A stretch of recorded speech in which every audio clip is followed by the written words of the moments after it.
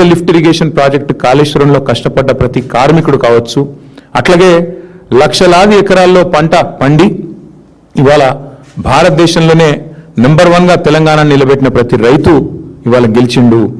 కుట్రలు కుతంత్రాలు కాంగ్రెస్ ఓడిపోయింది. ఇవాళ తెలంగాణ రైతులు, తెలంగాణ ప్రజలు, తెలంగాణలోని వివేకవంతమైన ఇంజనీర్లు, తెలంగాణ ఉద్యోగులు వారే కదా కష్టపడ్డది. వారందరూ ఇవాళ గెలిచారని చెప్పక తప్పదు. కక్షగట్టినట్టుగా ఇవాళ కాంగ్రెస్ పార్టీ ఏదైతే 3 సంవత్సరాలుగా చిల్లర ప్రయత్నం ఏదైతే చిల్లర ప్రచారం ఏదైతే చేస్తున్నదో, ఇవాళ ఆ పిట్టల దొరలు ఎవరైతే ఇన్ని రోజులు ఇష్టం వచ్చినట్టు మాట్లాడారో కాళేశ్వరం కూలేశ్వరం అయింది, కాళేశ్వరం కుంగింది కూలింది అని తిరిగే పిట్టల దొరలకు ఇవాళ మొహం పగిలే విధంగా మరి హైకోర్టు సమాధానం ఇచ్చింది. ఇవాళ కూలింది కాళేశ్వరం కాదు, కేసీఆర్ గారి మీద మీరు చేసిన కుట్రలు, మీ కుటిల ప్రయత్నాలు నేటితో కూలిపోయాయి. కూలింది కాళేశ్వరం కాదు, మీరు నిర్లజ్జగా సిగ్గు విడిచి ఎవరేమనుకుంటారో అని కూడా సోయి లేకుండా చేసిన అబద్ధాలు, ప్రచారం చేసిన అబద్ధాలు ఈరోజు గోదావరి ప్రవాహంలో కొట్టుకొని పోయినాయి.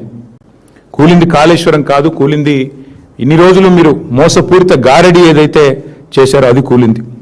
సత్యమేవ జయతే అని మరొకసారి నిజం నిరూపితమైంది. నిజం నికార్సుగా ఇవాళ కాలరెగిరేసి నిటారుగా నిలబడ్డది. కొన్ని రోజులు కొంతమందిని మోసం చేయొచ్చు, కానీ అన్ని రోజులు అందరినీ మోసం చేయలేమని నానుడు ఏదైతే ఉందో ఇవాళ తేలిపోయింది. కేసీఆర్ గారి మీద బురద జల్లి, మా పార్టీ మీద బురద జల్లి ఇవాళ రాష్ట్రంలో కొంత రాజకీయ ప్రయోజనం మీకు కలిగి ఉండొచ్చు, కానీ ఇవాళ నిప్పులాంటి నిజం మాత్రం బయటకు వచ్చిందని చెప్పక తప్పదు. అట్లాగే న్యాయస్థానాలకు కూడా ఇవాళ ఒక విషయం రుజువు చేశాయి. ప్రభుత్వాలు ఏమనుకున్నా రాజ్యాంగానికి చట్టానికి వ్యతిరేకంగా ఎవరు తప్పుడు పని చేసినా ఊరుకోము అనేది ఇవాళ రాష్ట్ర హైకోర్టు తీర్పు ద్వారా స్పష్టంగా వెల్లడయింది. అట్లాగే ఒకటి మాత్రం వాస్తవం, ఇవాళ ఆయన ఎవరిని తెచ్చినా, రేవంత్ రెడ్డి ఎవరిని తెచ్చి ఈ కేసులో వాదింపజేసినా, ఎన్ని కమిషన్లు వేసి కుట్రలు చేసినా, ఎంత అబద్ధాన్ని నిజంగా నమ్మించే ప్రయత్నం చేసినా ఇవాళ తెలంగాణలో పారుతున్న ప్రతి నీటి బొట్టు కేసీఆర్ గారి గొప్పతనానికి సాక్ష్యం అని స్పష్టంగా చెప్పక తప్పదు. పండుతున్న ప్రతి పంట ఆయన అకుంఠిత దీక్షకు నిదర్శనం అని చెప్పక తప్పదు. కేసీఆర్ గారు కట్టిన కాళేశ్వరం అజరామరం.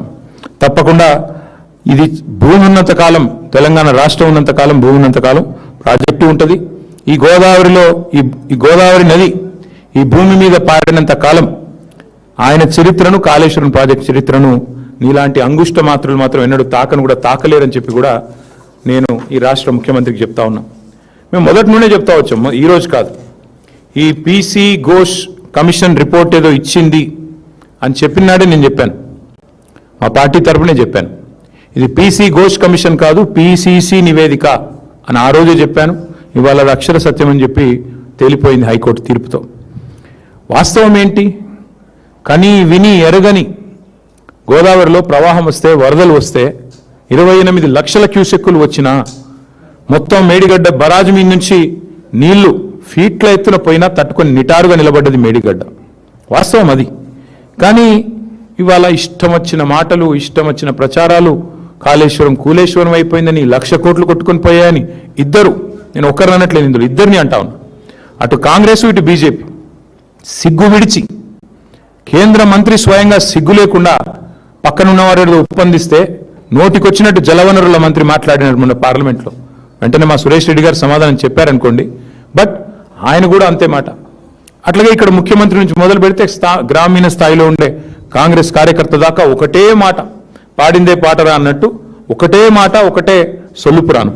అందుకే ఈ జలద్రోహులు ఎవరైతే ఉన్నారో, 60 ఏళ్లుగా తెలంగాణకు నీళ్లు ఇవ్వకుండా ఏడిపించిన వాళ్ళు, 60 ఏళ్లుగా తెలంగాణ రైతులను ఇబ్బంది పెట్టిన వాళ్ళు, గోసబుచ్చుకున్న రాబందులకు ఇవాళ ఈ తీర్పుతో జ్ఞానోదయం కలిగి ఉండాలని చెప్పి నేను అనుకుంటా ఉన్నా. వాస్తవానికి తెలంగాణ రైతాంగానికి కాళేశ్వరం ఒక వరప్రదాయిని, తెలంగాణ రైతాంగానికి కాంగ్రెస్ ఒక శనేశ్వరం. ఇది మొదటి నుంచి మేము చెప్తా వచ్చాం. కాళేశ్వరం అనేది ఎంత వరప్రదాయిని అనేది ఎంత వాస్తవమో, కాంగ్రెస్ అనేది శనేశ్వరం అనేది కూడా అంతే అక్షర సత్యం. ఇది ఈరోజు రైతులు ఇప్పుడిప్పుడే గ్రహిస్తూ ఉన్నారు.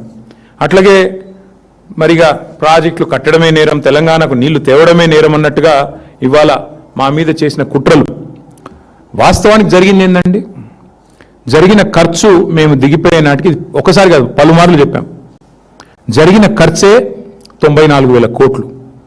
దానిలో రాహుల్ గాంధీ అనే తెలివితో ఒక దద్దమ్మ